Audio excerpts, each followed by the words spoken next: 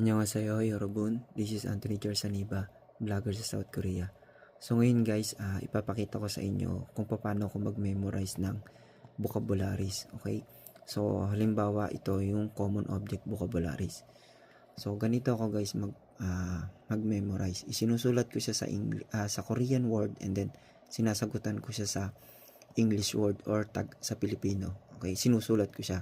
Pero this time guys, sasabihin ko na lang kasi matagal kong isusulat ko isa-isa. Okay? So, number 1 is yung Yongsujong is yung receipt. Kabang, bag, checkbook, chilpan, ito yung green board or yung blackboard. Gongcheck, ito yung notebook.